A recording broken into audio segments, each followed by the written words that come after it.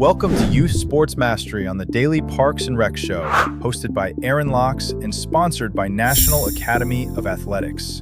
Join us live every Thursday at 1:30 p.m. Eastern Standard Time as Aaron sits down with coaches, recreation professionals, and industry leaders to discuss youth sports, athlete development, coaching excellence, and the positive impact sports have on young people and communities.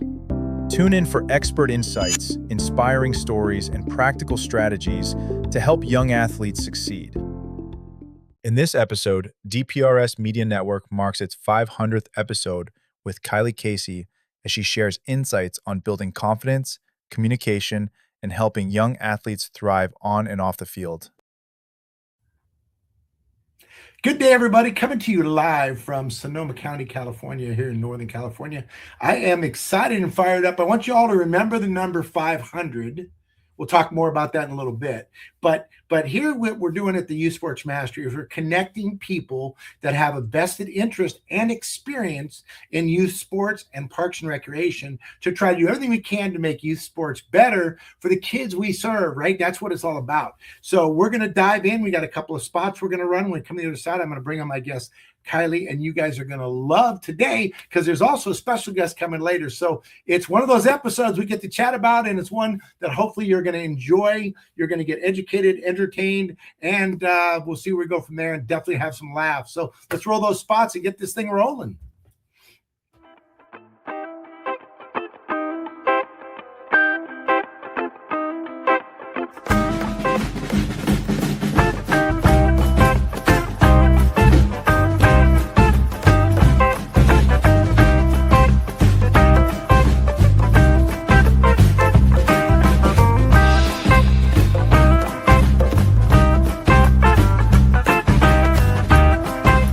Welcome to DPRS Media Network, the voice of parks and recreation professionals, where leadership grows, facilities thrive, and communities connect.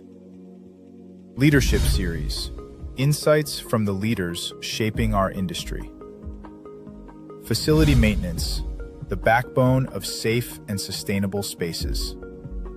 Young Professionals Network: Empowering the next generation of parks and rec leaders. The Rec Room: Real conversations, real stories, real impact. Youth Sports Mastery: Elevating the game for athletes and communities. Smart Parks Forward: Innovation driving the future of recreation. On the Front Line: Honoring those who serve our communities every day.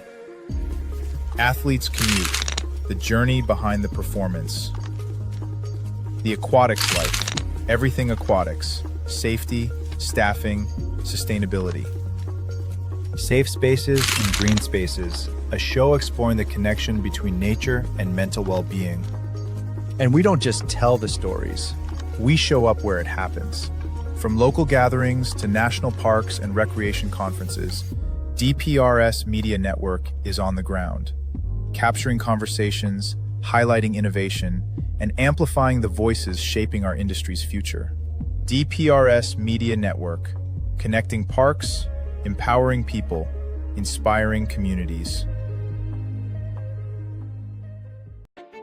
They say it's just rec. Just rec, where kids learn to try again. Just rec, where confidence begins. Where teamwork, effort, and fun matter more than trophies. It's not about perfection. It's about participation. It's not just rec. It's where kids learn to love the game and themselves.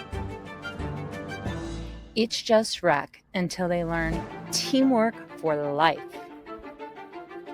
It's just rec, but it's everything to them.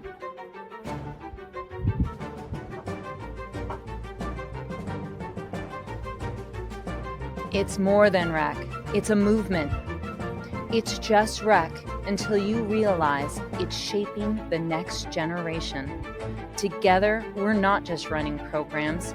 We're building a culture of confidence, connection, and community. Join us. Welcome back, everybody, and welcome, Kylie. How are you this fine day? I'm doing great, Aaron. Thanks for having me. Yeah, this is going to be, you know what? I've been kind of watching outside, looking in, seeing what's going on. Would you do me a favor? I always like to, I could tell your story as the interview locker room a little bit, but I think it's always better to kind of get it from your standpoint so they understand a little bit more about where you come from. And so just tell us a little bit about the interview locker room and a little bit about who you are. Sure. Well, thank you again. I'm Kylie Casey, and the interview locker room really started, Aaron, when I had a chance to combine two really special backgrounds, right? So I grew up as an athlete, played an athlete all through college, and then I entered the corporate world where I spent time in sales and then time in recruiting. And I was in a special seat, right? I'm, trying to match people, with their dream job. And with that being said, I was talking to a lot of athletes, and those athletes didn't necessarily always know how to tell their story, right? Like they looked fantastic on paper. I could look them up and see the accolades that they had. But then when it came time for tell me about yourself, right? Like they weren't necessarily ready for that moment. And then I thought, okay, this is in, the post-collegiate world where they're interviewing for a job. What about those high school athletes right now who are, now more than ever, they're up against NIL, rev share, the transfer portal, and those high school athletes need the chance to be able to tell their story, show coach why they belong on the team. So I just saw a gap, right, in the communication side of the game versus training the skill and the physical side, and said the interview locker room is now going to be the home for athletes and their parents to come to learn how to better educate themselves and then deliver in that really important moment of the recruiting process when talking with the coaches. I love that. I got so many things that are spinning through my head. I've got a really good friend, special person in my life who actually has a football player who's a junior in high school, and if the recruiting process isn't going the way they want, it sounds like they need to talk to you, right? And kind of learn how that, because the NIL, those that know, name, image, likeness, it's changed the game, right? I mean, let's be honest. And they've talked about how, when I talk to college coaches now, Division I, they say the first thing we do is recruit our own players to come back. Sure. Right. Second thing is they recruit players from other teams that they have to compete against. Right. Third is either D2, NAI, or even international, then JC. And then, oh, by the way, then it's the high school kids. So it really sounds like that's a challenge, huh? And there's so much that goes into it, right? So at the end of the day, like those coaches see your skill on the field, but they also want to understand what kind of teammate are you going to be? What's your work ethic going to look like when you get there? Are you a constant learner? And the only time you might be able to truly articulate to that coach what that looks like is when you're either on the phone with them, sitting down with them in person on an unofficial or an official visit, and you want to be prepared for that moment. Yeah, absolutely. Well, we're on the Daily Parks and Rec show, and I want to go back before we go forward, because I think it's important. You kind of graze, oh, by the way, I played sports, whatever. But you were a D1 athlete, right? Yes. I played softball for Virginia Tech. I was a 4-year starter there, middle infielder. Go Hokies. Loved every single second of it. Yeah. So here's a question I got. Should you butt? No, I'm kidding. But here's the question. Here is the question. The question is, tell me about your youth journey, because we're really, to me, I think everything's been flipped and upside down, and everybody's heard me, but let's hear what you got to say about what was your journey like? What was 8-year-old Kylie like? What did she do? I just loved the game, Aaron, right? Like I was a multi-sport athlete when I was really young. So played soccer, played softball, dabbled in a little bit of figure skating, right? Like just I liked a little bit of everything at that time. But I will say I picked up on the game of softball pretty quickly, fell in love with the game, loved the speed of the game, loved the strategy of the game, grew up watching baseball, hockey with my family. I think that's where the speed side comes. My parents had met working for the Philadelphia Flyers. So like we just grew up around the ice. We grew up in that environment. But then, when I wanted to stay like on the softball path, like I give my dad so much credit from a coaching perspective, because he was able to take, a small, quick girl and say, okay, she belongs on the left side of the plate, right? Like that was something where he figured that out early and said, I'm going to help her capitalize on being this type of athlete. Wonderful. That's great. I think when we have the parent that's willing to invest in yourself. But on the other hand, and again, I'm asking questions, I don't know the answer, so Sure. I could be digging a hole, but was your dad the one that had to say, get up and go? Or did you have the get up and go and your dad was able to provide the opportunity? I did have to get up and go. That is just the way we were, I'll say, born and raised, right? Our family has always had that mentality, much of that ownership side of things. Like if you're going to do it, you're going to do it well and you're going to take ownership in it. Now there was guidance in there, right? I don't know if kids necessarily just have that day one, but I was able to watch my parents, right? Like we, as kids, my husband, I think about that with our kids now. They're watching our every single move. So when I'm able to watch my parents take ownership in preparation for things as an athlete, you then know that you need to do the same and you want to follow in their footsteps. Right. A biggie for me is, I think, as doing this for over 4 decades and working in the space, I've seen kids learn so much more by what we do as a role model than what we say. Right. And they have to match up. Right. But I love the fact, so you played multiple sports and then you knew there was one that you were attracted to, that you're like, okay, this is my lane, and you went there. But it's great because to me, you didn't have to worry about burnout. You didn't have to worry about repetitive injury because you played different things. And then when it became, like I like to say, and we've all heard it, we hold these truths to become self-evident. It was time because you found your sport and then you excelled, correct? Yeah, I picked it, right? I wasn't pushed down that path. I wasn't pushed down one sport. It became, I knew I wanted to go to the next level. And I think that's what's really important, is knowing your kid and knowing where your kid wants to go, identifying that talent in your child and showing them what type of opportunities are out there. So when I knew that there was a chance to play at the next level, I wanted to commit to that. And I wanted to put my full year, in a sense, of training on that path. Yeah. And to me, I think what I'm finding, especially if we're dealing with kids that, let's say if you're a rec kid from, let's say 7, 8 years old, all the way till 10, 11, 12, that doesn't mean you can't play college ball. In fact, a lot of those kids end up doing that, right? I mean, because you've done all these different experiences, your body's had different ways of using that. That actually helps your journey, doesn't it? It does. And you also, so you get to learn your body more, right? You're working different muscles, you're working different type of coordination and hand-eye coordination. You're meeting different types of athletes and players, right? To find out like how they compete, how they train, what you learn. And who knows, you might not actually find the sport that you're meant to play forever until a little bit later in life. Just because you're a really, really good youth athlete doesn't mean you're the athlete that's going to take it to the next level. Yeah. A good business partner, friend of mine, played 7 seasons in the NFL, and he didn't play competitive tackle football until his sophomore year in high school. So, I mean, hello, people, right? I mean, granted, if you're that good of an athlete, you're that good of an athlete. I get it. You can play anything, but there is something to be said about being able to, it's like food, taste all the different foods in the world till you find the stuff you love and, go in that lane. That's a big piece. So your early influence obviously was sounds like your parents, but was there a coach? I'm big on coaches. I got to work with Coach Wooden and Riley and some of the best coaches in the world, and Dusty Baker and blah blah blah and all that. But was there a coach that kind of inspired you, or was an influence outside? Because parents are big. Don't get me wrong, but what about that for you?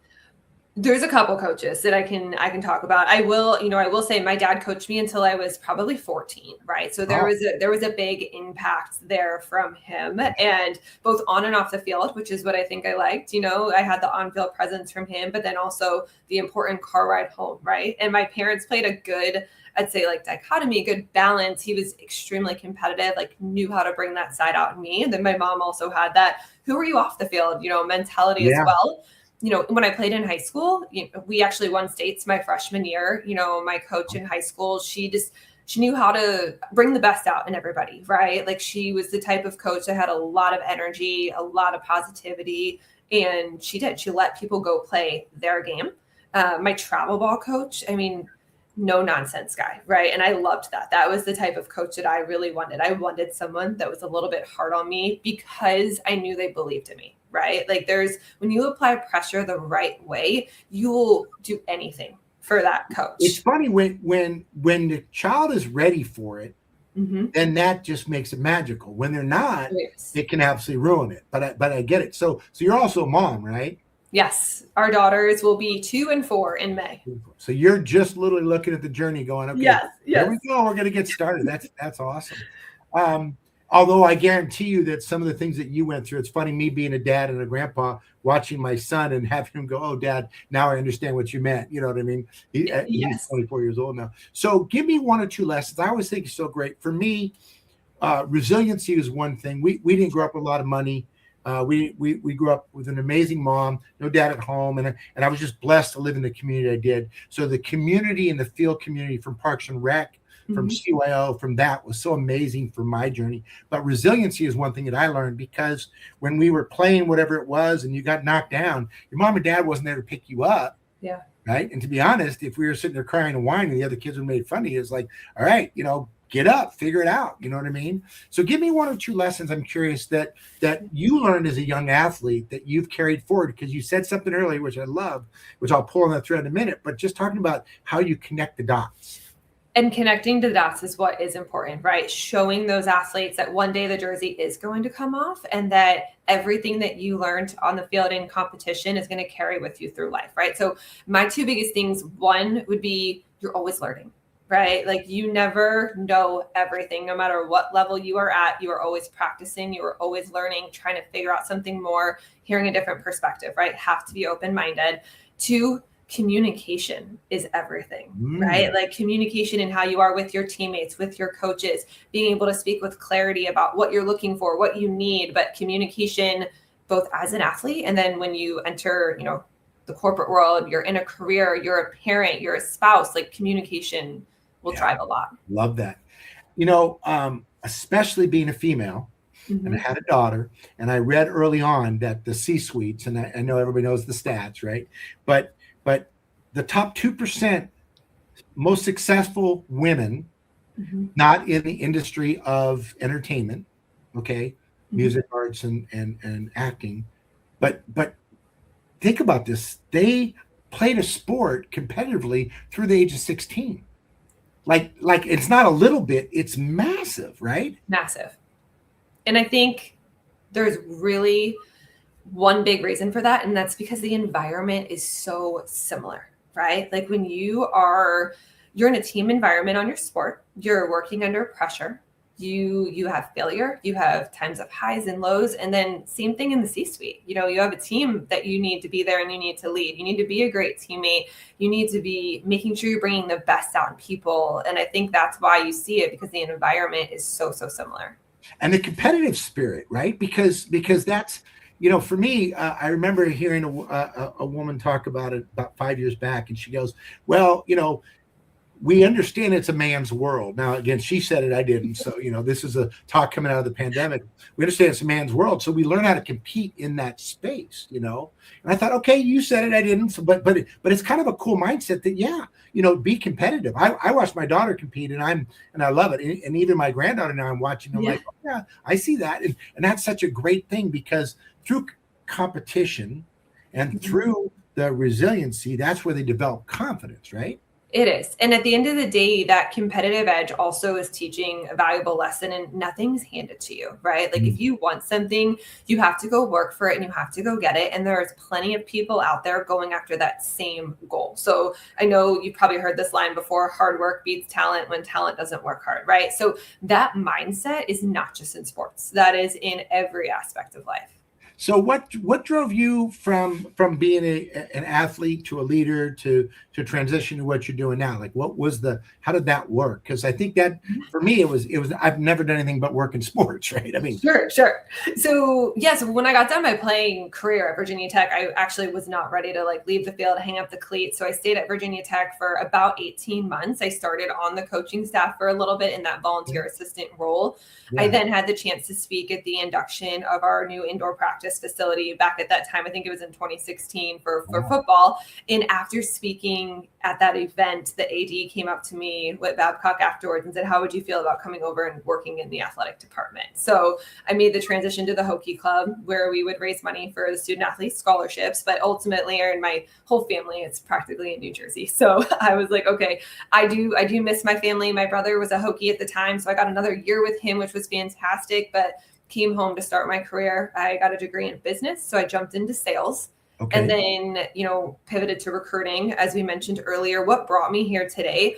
I mean, there's a lot of things, but like, one, family is everything to me and to my family. So with the kiddos being so young, I saw jumping to the startup space as an opportunity to be even more present with the kids, especially in this young time of youth sports and everything like that. But to step back into the sports world, it's the interview locker room. It's, you may have heard of it already. Six Tool is another app that I'm working with. And I love what Six Tool is doing, right? Like, they sell a gap too in understanding the game, IQ of the game, helping coaches understand what players don't know.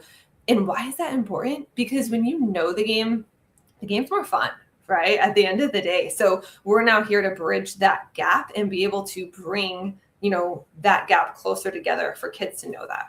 Well, and I think it's such an important piece that a lot of people forget about the mindset of an athlete and the mindset of the game, right? I mean, I think that's an important piece as well, that like you said, it's going to translate off the field as well, right?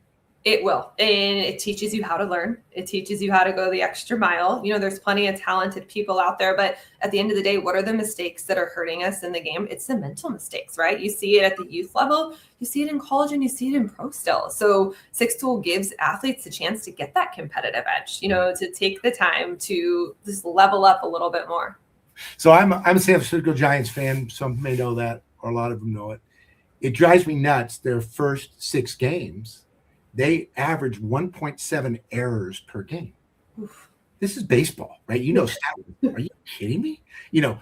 One error after 6 games or 10 games is one thing, but that's a lot of errors. And to me, they weren't prepared here, right? Because physical errors, we get it, right? But no, it wasn't that. You know what I mean? You can tell that's what's going on. So let's talk about something that I think is near and dear to my heart, which is kids' confidence and the ability. I feel as though parents have fallen into, we're afraid to let our kids fail, not realizing that failure is actually how kids learn to grow, and that's what happens. So tell me a little bit about your mindset, because you've got some little ones that are coming in.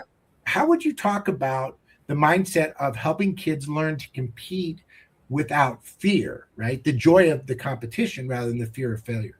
And I think where you can really impact the child is based on what you correct, right? Like, when that failure happens, what are you correcting? What are you talking about? We love to really reiterate, like, I'm so glad you tried that, or walk me through what you were thinking, like, when that happened. Why do you think that didn't go as planned? Like, for us, like, we really want to know the mind of our child and like what they're thinking, because that's going to then help us be a better parent and a better coach to then give that solid feedback and make sure that we're on the same page, right? Trust first, then you can make the correction.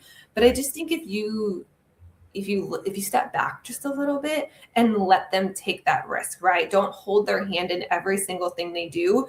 As a parent, we have to do the same thing and show them that we're learning through failure, but make it fun. At the end of the day, it all needs to come back to making it fun. Right. Yeah, it goes back to my first camp with Magic Johnson, and he said, "What's the goal?" And it's win kids, and it has to be fun if they want to keep doing this. Yeah. So, but you said something there which I think is really cool, which is basically, you mentioned the ride home, which everybody's been talking about, and it's sure. Like, if you interview your kids on the ride home, you're probably got a chance they're not going to play that same sport 2 years from now, right? Yes. The ride home is so important. So, what does that look like for you?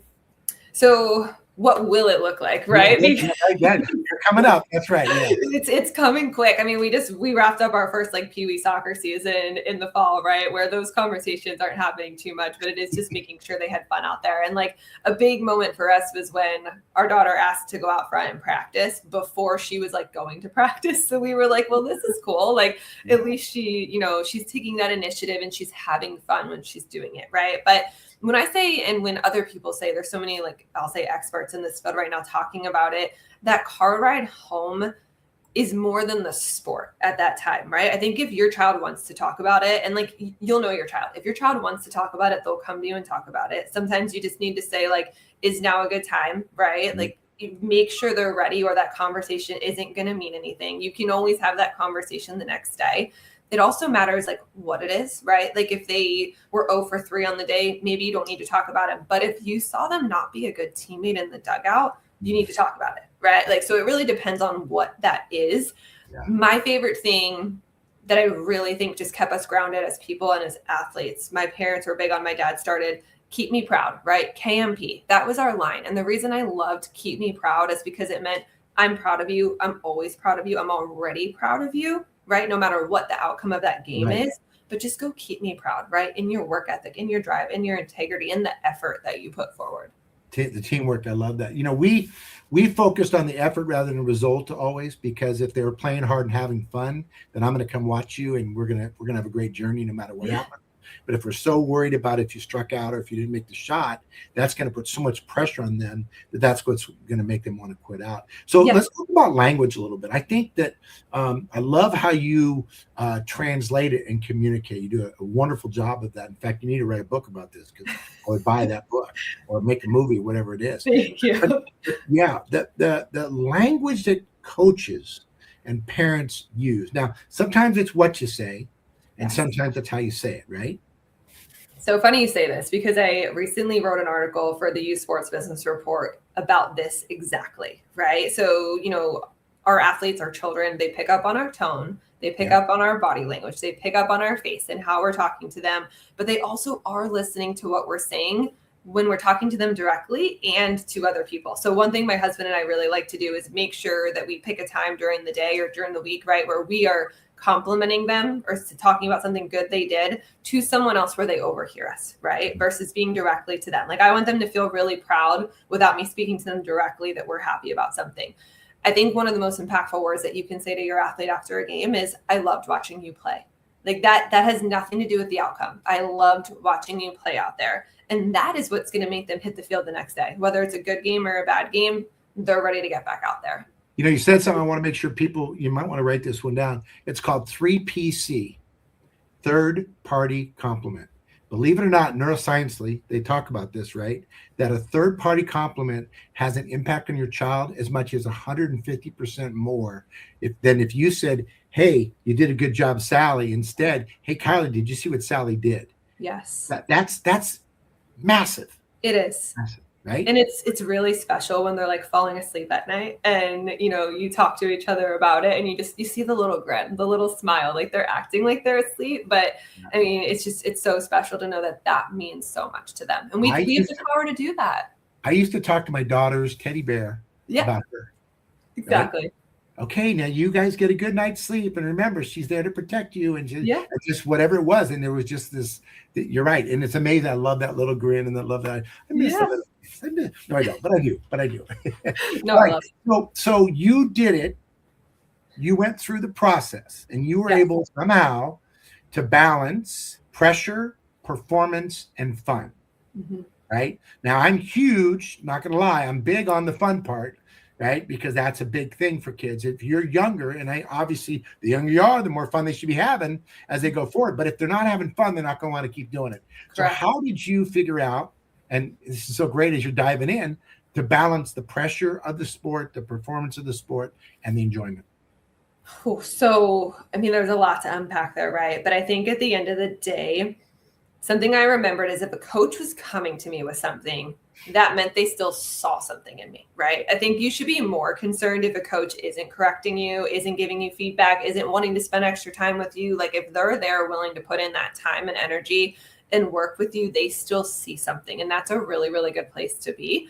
From the fun perspective, I mean, it is a game at the end of the day. I mean, we never walk out there and say, like, I want to lose today by any means. But if that game does end in a loss, like, there's still good that came out of it. And at the end of the day, as athletes, the jersey eventually is going to come off too. Like, who are you outside the game? What is that identity? Where does your worth come from? Where else is it rooted is incredibly important.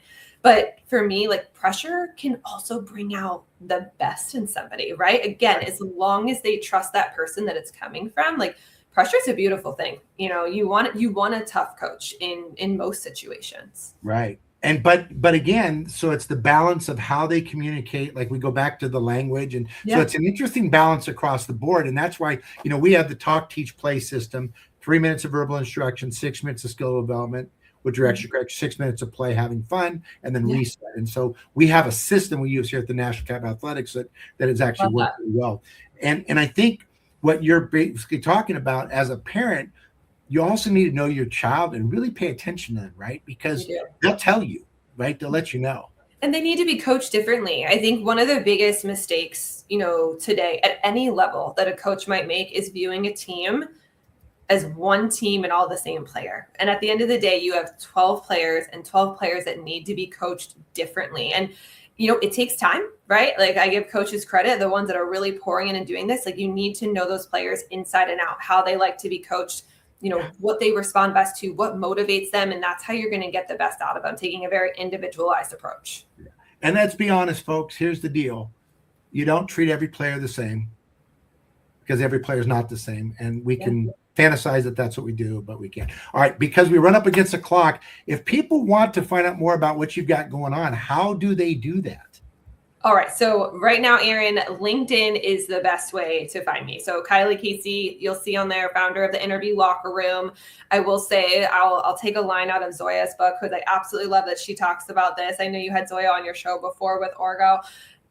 Growing in public, right? So I will say, like, our website is coming. Like, we are on the brink of like being ready to go with our platform for the Interview Locker Room. So I'm really excited about that. I will be coming out with Instagram as well. That way we have the chance to connect with those athletes a little bit more who aren't on the website, aren't on the LinkedIn side of things. But if you're a parent, if you're a coach, if you're an organization that's interested in the Interview Locker Room and what we're doing, I'm always open to those conversations. I've met with a ton of awesome founders out there. So many of them are mentors. It's such a fun space to be in, but we're working together, we're collaborating, and I'd love to chat more.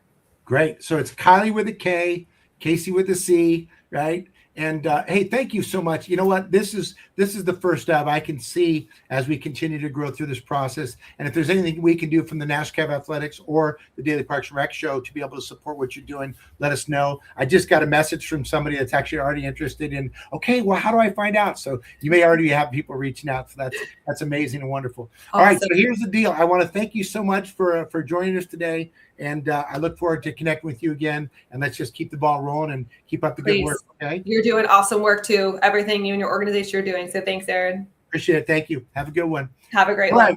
Kylie's taking off. We are going to take a quick break. And when we come back, those that know what's going on, remember I mentioned 500. It's coming soon. So let's take a break. We'll come back in 2 minutes and 2 seconds, and we'll dive into the number 500. See you in a minute. It started with a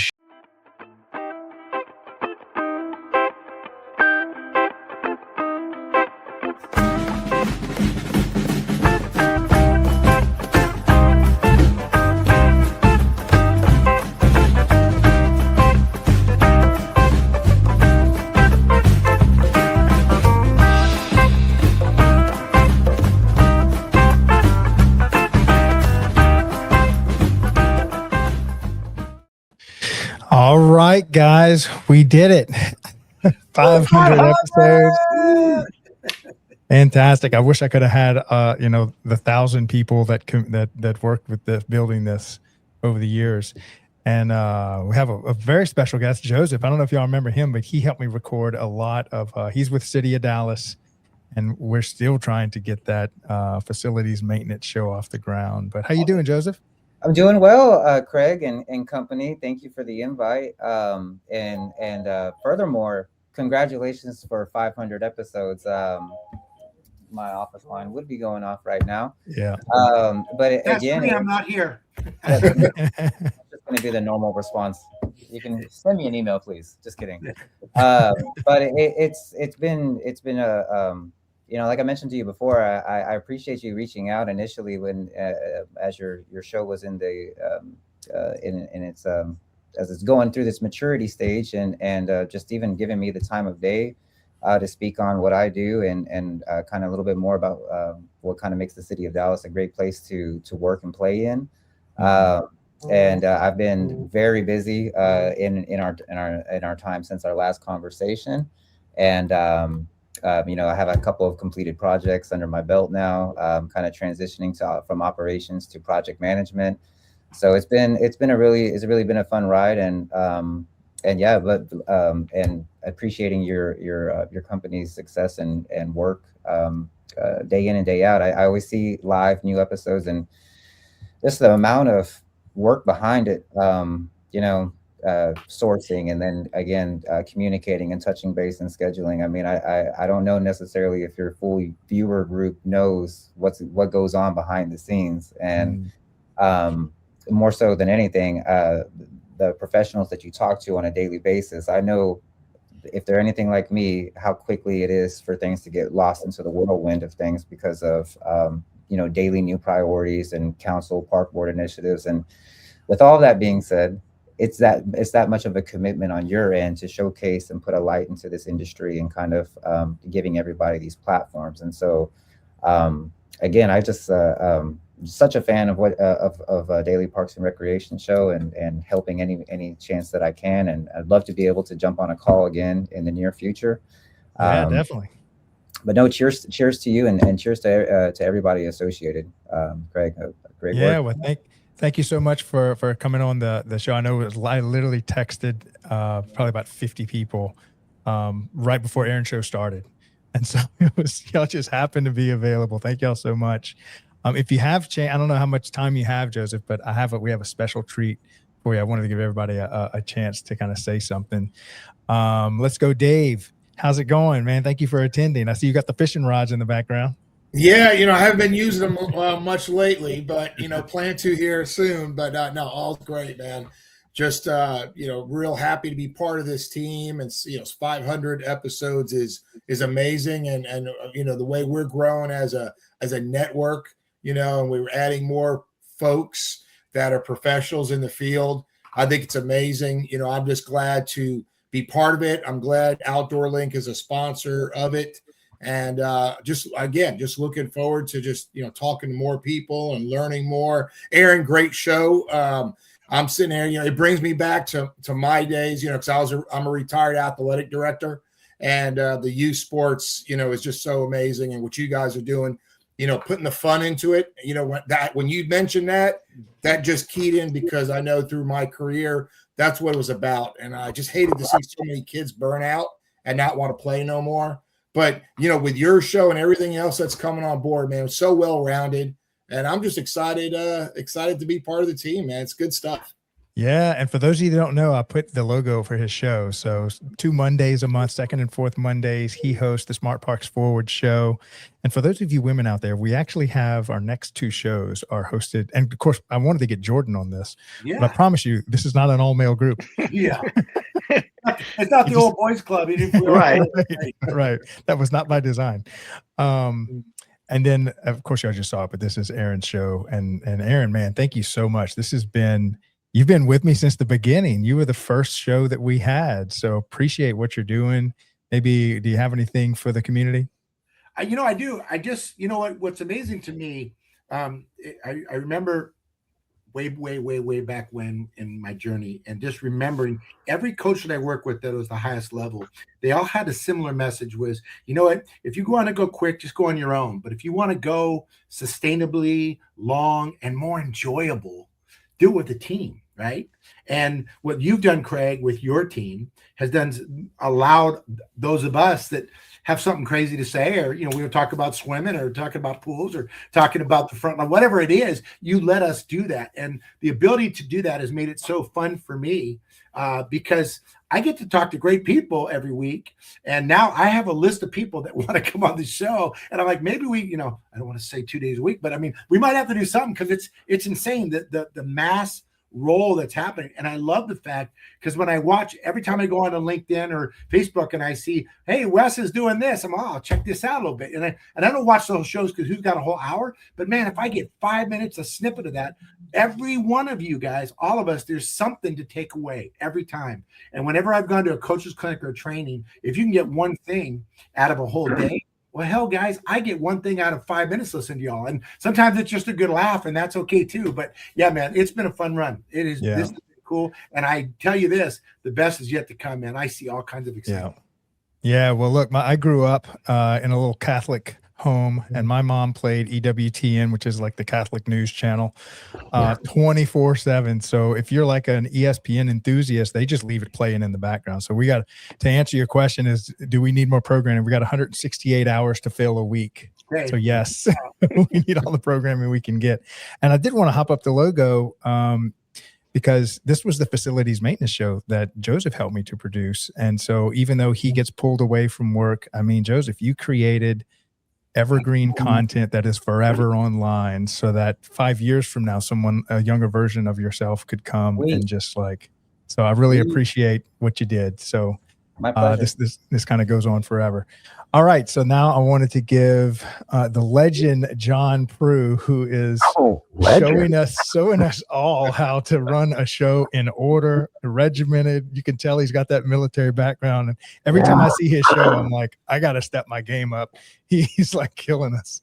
Yeah. I gotta get the military time. It's 13:30, on Tuesdays. So that's great. I love it. No, love to be a part of this. I feel like a little bit junior to this. My show's just kind of kicked off here in, early December. We did the teaser, and then 15 episodes in.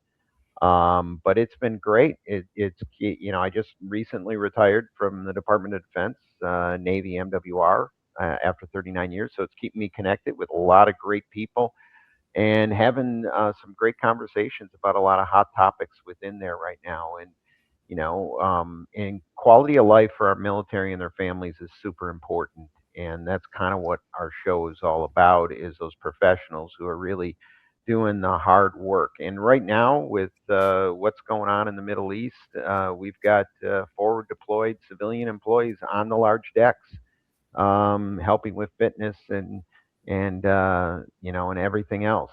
Fun boss, fit boss. We talked about that, Craig, before, and on what that means.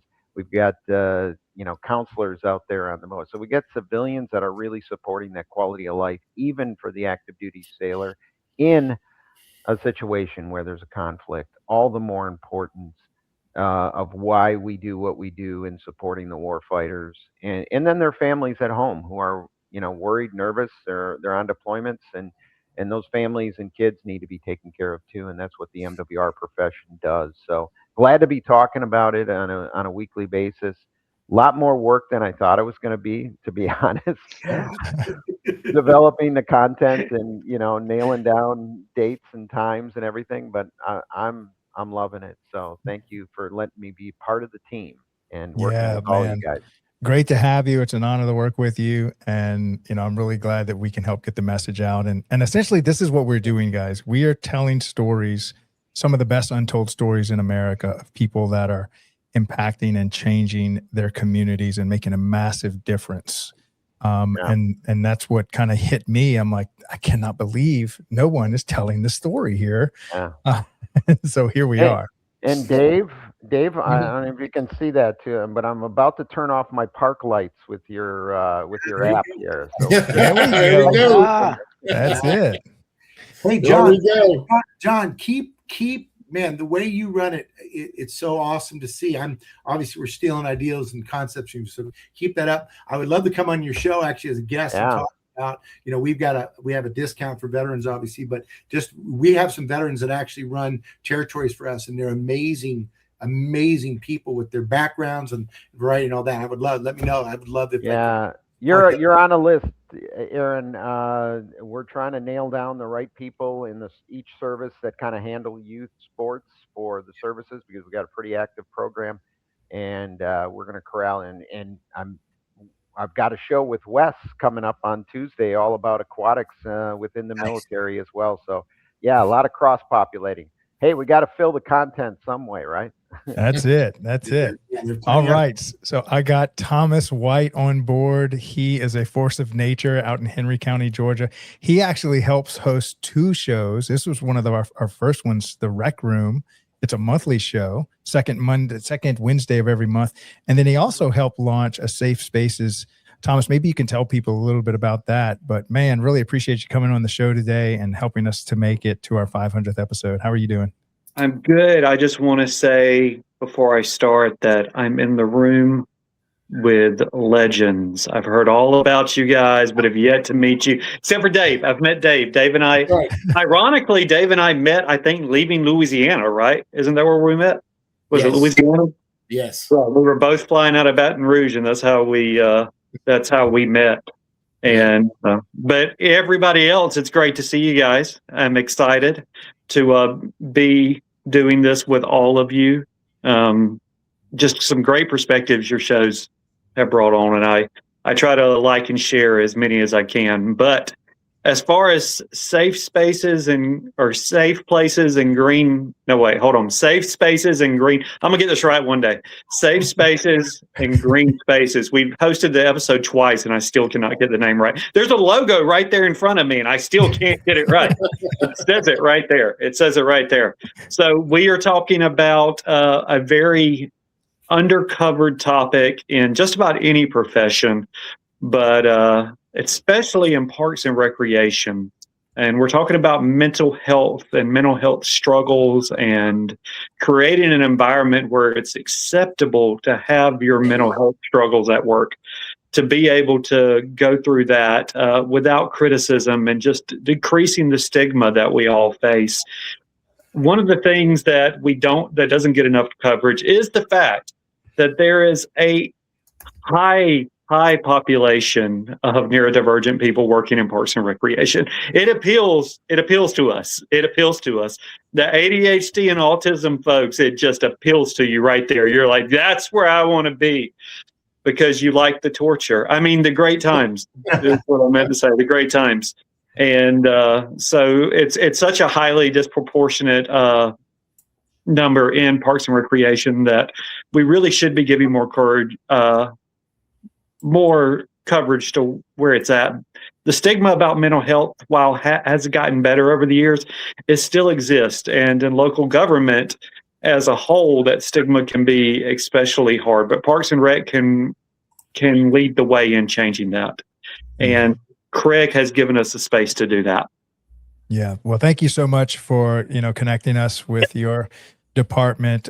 Joseph, you'll have to let your director know, which she's actually planning to come on the show. I actually interviewed her already, but Henry County is already claiming the title of the best Parks and Rec department in America. So we have, and we're ready to go. We're ready to go. I was in Dallas just a couple of years ago. I saw y'all parks. I'll go toe to toe. Let's do it. Shots fired. Shots fired. That's right. Have you guys won the gold medal? What? Okay.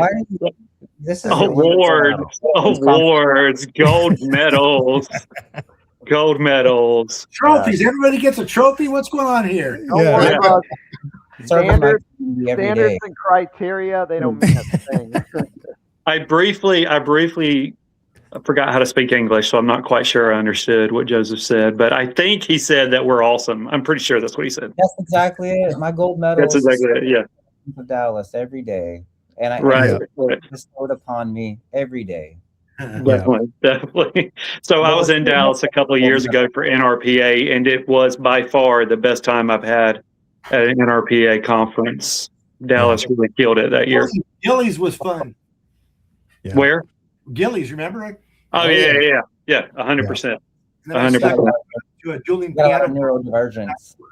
Aaron, did you ride the bull at Gillies? You know what? The line was too long. I couldn't get up there.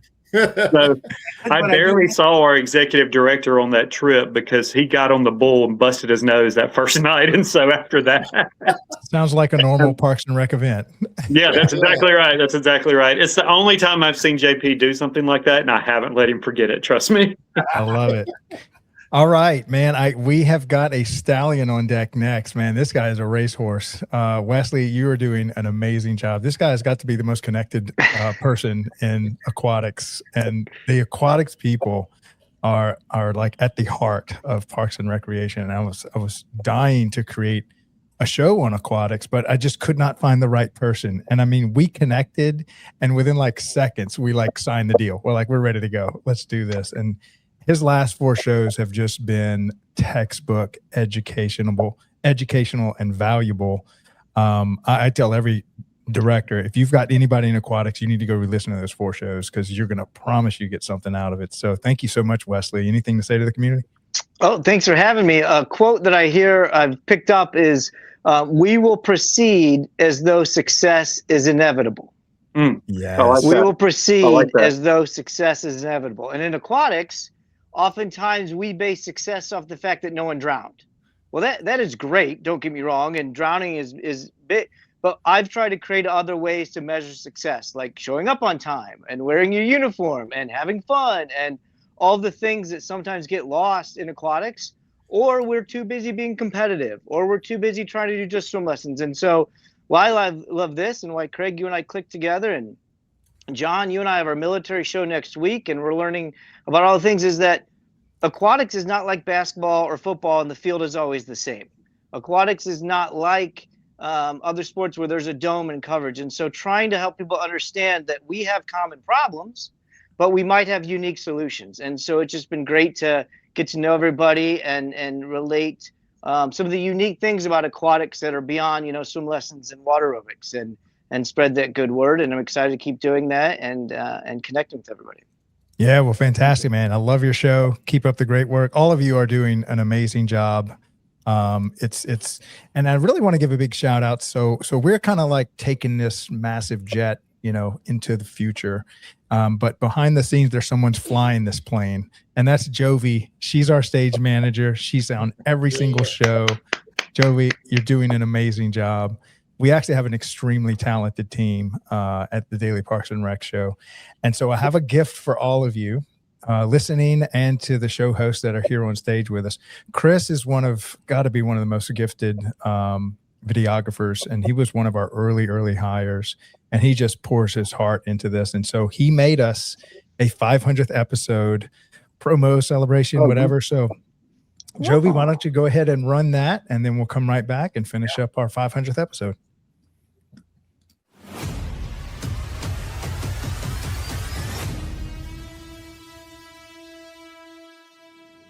It didn't start with a big studio. It didn't start with a massive audience. It started with a simple idea. One conversation, one camera, one episode. Back then, DPRS Media Network was just a vision. No guarantees, no roadmap, just a purpose. To tell stories that mattered. Stories from the Parks and Recreation community. Stories of leadership, passion, impact, and the people making a difference every single day. Episode by episode, that vision began to grow. More conversations, more voices, more people who believed in what we were building. What started as a show became something much bigger.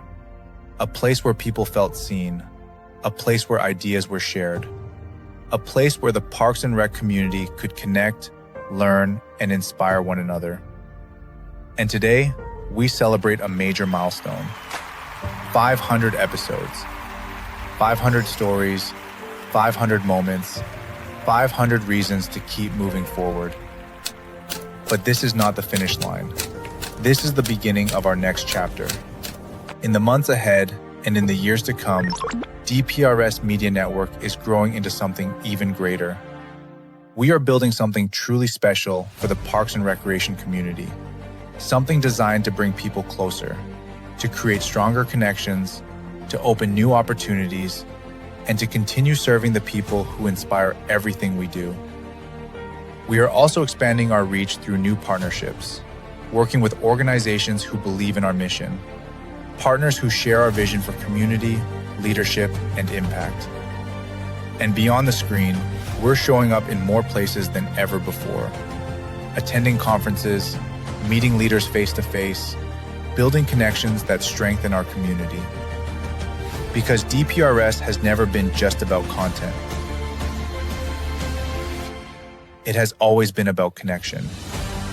To everyone who has been with us, from episode 1 to episode 500, thank you. This milestone belongs to all of you. Here's to how it all started. And here's to everything still to come.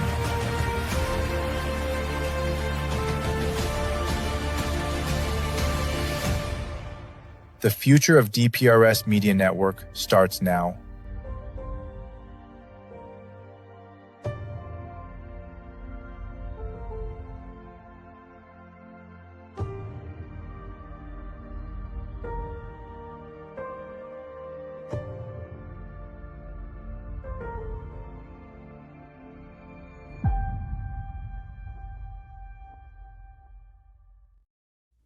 Man, what y'all think of that? Nice. I feel like I need a glass of champagne, man. To celebrate. Right? Seriously. It's crazy that it's been 500 episodes.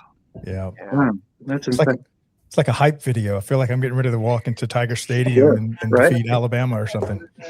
You know, and it really is amazing the impact that DPRS has made just in the past year and a half. Like the expansion, a year ago, no one in Georgia had heard of DPRS. Now everybody knows what the Daily Parks and Rec show is. Yeah. And the word's getting out there. Well, you know, it's funny that you say that. 15 months ago, we didn't exist. Right. So it's crazy. I feel like I've been doing this for a decade, and it's only been, we actually just started our 15 months. Greg, let me share a story. I was in Southern California, and I was helping one of our franchisees go in to develop a relationship with a new Parks and Rec. I won't name the city, but I walked in with her, and she asked the question. The gal was kind of stonewalling a little bit. And I said, hey, I'd love the opportunity to meet with your director just for a minute, talk about youth sports. And a minute, less than that, comes out the door, and the guy goes, hey, that's Aaron Locks. Come on in. It was because they had heard my voice. Yeah. No way. That's what this thing does. That there. We got in, the whole deal, doors open. Come on in, they're with us. You know, it just brought the community together. And it was amazing. And by the way, my franchisee was like, what just happened? Yeah, I took some homeschool students a couple of weeks ago to the Georgia State Capitol just to show them around, introduce them to their legislators, that sort of thing. And a guy, I think he was from Cherokee County, Georgia, comes up to me, hey, you're on the podcast, right? So couldn't remember my name, didn't have a clue what that was, but remembered I was on the podcast. Yeah. That's what counts. I was in Montana for the Parks and Rec show last week. And they had a big group of college students attending and right away, I'm like, I'm talking to them, with my stuff about tech and whatnot. But I say, listen, y'all are coming in young. There's something you got to check out. I said, you got to check out the Daily Parks and Rec show. And of course, all of them are whipping out their phones right away, searching it, making sure they're following, because that's the next gen. We got to keep those folks interested in what we're doing, because they're going to take our spots eventually. Yeah. So those high schoolers and those college students that are getting ready to jump into the workforce, man, they need to know, and with this network, I tell them, I said, it's so well-rounded. You'll get something from every show. You know what I'm saying? So if it's, sports or tech or whatnot, you're going to get something. And I told them even more is the stories of folks that have been doing this job for a long time. I said, just key in on that stuff. It's going to help you out. So I'm hoping we're getting a lot of new, when I'm traveling. Last month, I was on the road every week. I was in 4 different states and in Canada. So I've been putting it out there, and I'm looking forward to those numbers and the viewership growing. Yeah. Craig, this is because of, and I just got to say this is because you made the sacrifice to do this. Because look, we all work in government. We know it's not profitable. You're not going to make a ton of money off this. So you're doing it of the kindness of your heart and just the passion that you have. And that's a big deal. Yeah. That's a big deal. Yeah. But we had a little celebration. This week was this month, the DPRS Media will cash flow. So, nice! Congratulations! This is the first month. So I've been selling Bitcoin this whole time to kind of keep this going and finding people like Outdoor Link and that want to. Right. I approach them. I'm like, please help me build this for this industry. Mm-hmm. And we've had a lot of generous people come out that want to come in right behind Outdoor Link and just throw their weight into it. And so big shout out to all of the show sponsors that are coming on. Hey, we use Outdoor Link now, so it works. So we have these strategic partnership phone calls. I have the last 8, all 8 have signed on, 100% close rate. Wow. Nice. Awesome. That is awesome. I was telling my team, I was like, this is unheard of. Like, you must be doing something special. I mean, really, it is unheard of. Yeah, absolutely. Let's see. We're coming towards the end. I wanted to give Joseph a chance to say something. I know he's actually working at the job. Well, so is Thomas, actually. No, I'm at home. Okay. And I apologize, as I'm sure y'all seen my eyes like shifting around. I have like 3 screens, and I was working on drafting a letter that's kind of on a time crunch, but that got done as my participation in the call. Just wanted to say about the 500 intro video. I got chills a little bit. All just it's just all emblematic of your efforts, and again, just everybody that is allowed to share their story, right? And it almost kind of felt like your theme song as a closer. You know, you're just gonna. I could see you taking your time, you know, from the bullpen down to the mound for, you know, to bring the heat. Right. But, Wild thing. But I was going to type in the chat. You know, I think it's amazing just the level of growth that you've done, and again highlighting that 15-month threshold and not even meeting that yet. But you know, as from your perspective and looking towards the future, is there anything like specific like that could, like from other agencies nationwide, that, you know, in thinking strategically, like what could serve DPRS or, you know, the organization in growth perspectives, you know, and again for our benefit, and then our the viewers, right? Yeah. Well, I would say, you know, if I had all 12,000 directors of cities and municipal government and counties in one room, and I said, who would like to get on stage and tell their story, and what's your why, and why Parks and Rec means something to you and the impact it's making on you and your community, I know 10,000 of them would say, I don't like getting on camera. Yeah. And the other I think they're being generous with that number. Yes, right. They all have a story, but they don't want to put it on stage. Right. Yeah. I would just encourage them, if you can't find the courage, and at least do it for the people that are following and the people that came before you, because a story needs to be told, and it's beautiful. And I hate that a lot of these people are just taking that story to the grave with them, because the saddest thing in the Parks and Rec industry is that almost everyone I talk to comes in and said, I had no idea this was even a career path. I didn't even realize this even existed. Mm-hmm. And that's been my biggest takeaway. I've only done a few shows, but getting to know you guys and at least the aquatic side of the world is, we all, and I think in your respectives too, have great stories to tell, but didn't have a pipeline. Unless it was our own community or our own boss or our own event, we don't know how impactful we are to the rest of the world. And what I appreciate is, whether it's my guest tomorrow or John next week or just each of you, you're able to showcase what's happening in one town and one city for the rest of everybody to understand.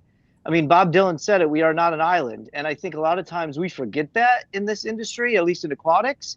And we're so focused on what's happening in my world that this show and this system and all of this allows not only perspective from my own industry, but others to go, oh, we're all struggling? Wait, we're all on the struggle bus together?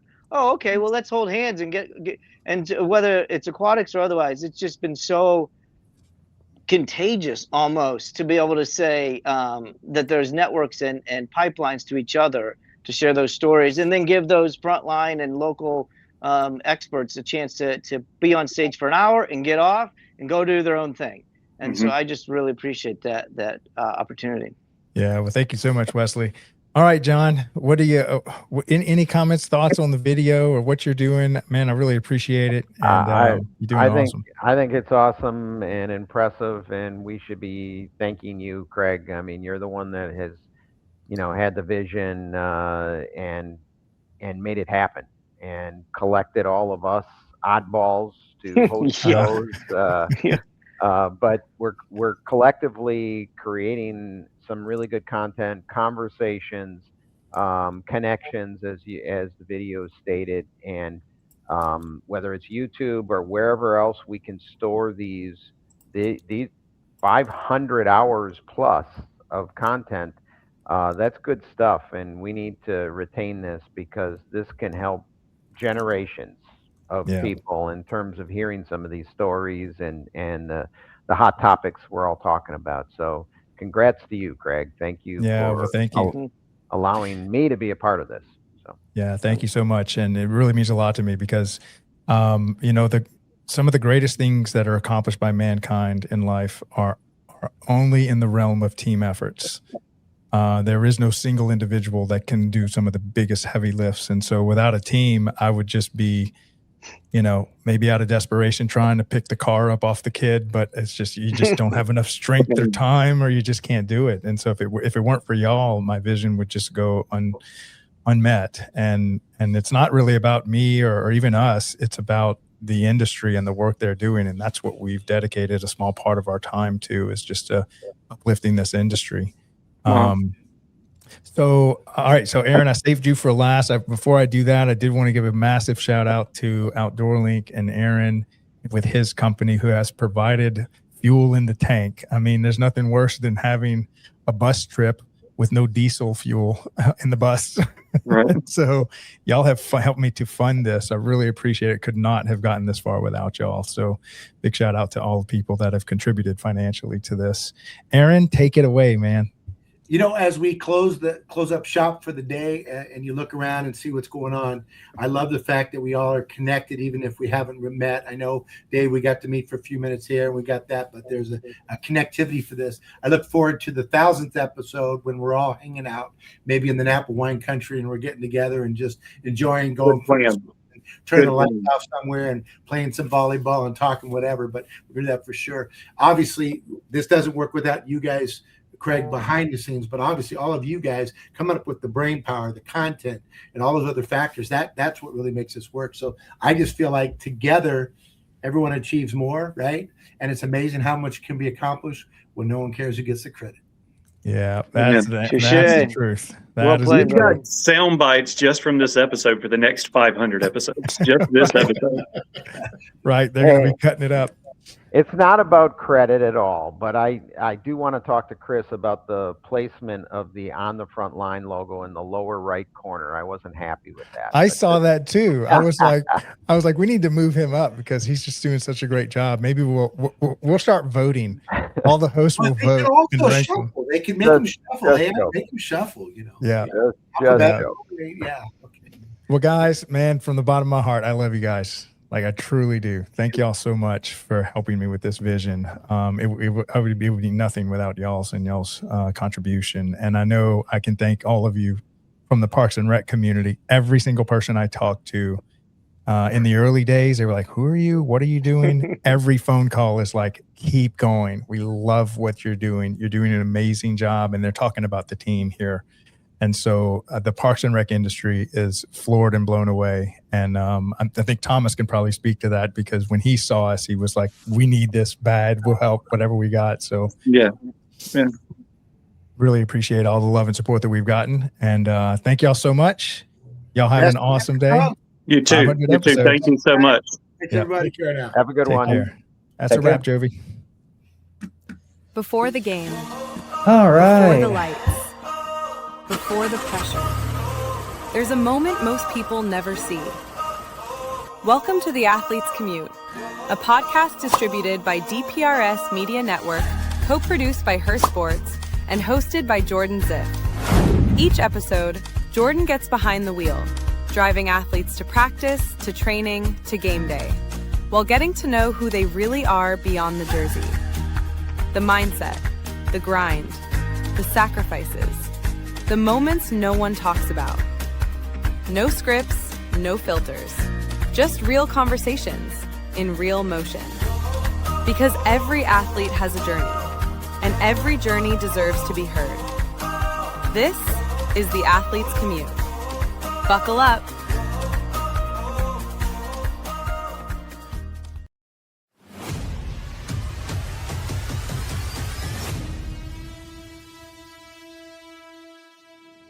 It didn't start with a big studio. It didn't start with a massive audience. It started with a simple idea. One conversation, one camera, one episode. Back then, DPRS Media Network was just a vision. No guarantees, no roadmap, just a purpose. To tell stories that mattered. Stories from the Parks and Recreation community. Stories of leadership, passion, impact, and the people making a difference every single day. Episode by episode, that vision began to grow. More conversations, more voices, more people who believed in what we were building. What started as a show became something much bigger. A place where people felt seen. A place where ideas were shared. A place where the Parks and Rec community could connect, learn, and inspire one another. And today, we celebrate a major milestone. 500 episodes. 500 stories. 500 moments. 500 reasons to keep moving forward. But this is not the finish line. This is the beginning of our next chapter. In the months ahead and in the years to come, DPRS Media Network is growing into something even greater. We are building something truly special for the Parks and Recreation community. Something designed to bring people closer, to create stronger connections, to open new opportunities, and to continue serving the people who inspire everything we do. We are also expanding our reach through new partnerships, working with organizations who believe in our mission, partners who share our vision for community, leadership, and impact. And beyond the screen, we're showing up in more places than ever before, attending conferences, meeting leaders face-to-face, building connections that strengthen our community. Because DPRS has never been just about content. It has always been about connection. To everyone who has been with us, from episode 1 to episode 500, thank you. This milestone belongs to all of you. Here's to how it all started. And here's to everything still to come.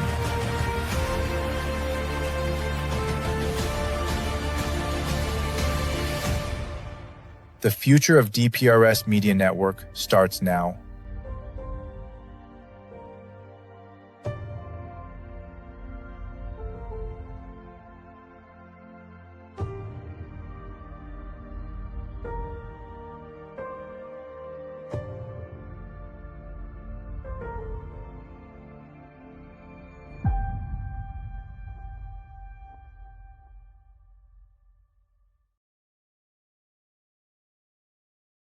Are you a vendor, brand, or service provider ready to connect with the heartbeat of local communities? At DPRS Media Co., we tell the stories shaping parks and recreation across America. Through podcasts, live streams, videos, and newsletters, we reach frontline leaders, city directors, and decision makers every single week. From youth sports and facilities to programming and policy, our audience is your audience. Sponsoring or partnering with DPRS Media Co. puts your brand in front of the professionals who build, budget, and buy for their communities. Launching a new product, growing your presence in public spaces, targeting cities, counties, or departments, DPRS is your trusted media partner. Whether you're in software, turf, aquatics, robotics, smart cities, or special events, partnering with DPRS puts your brand in the story. With commercials, interviews, social campaigns, newsletters, and live shows, we're your media team. Partner with us and grow your impact in the $200 billion Parks and Rec industry. DPRS Media Co. Stories that move Parks and Rec forward. Your audience is here. Let's meet them.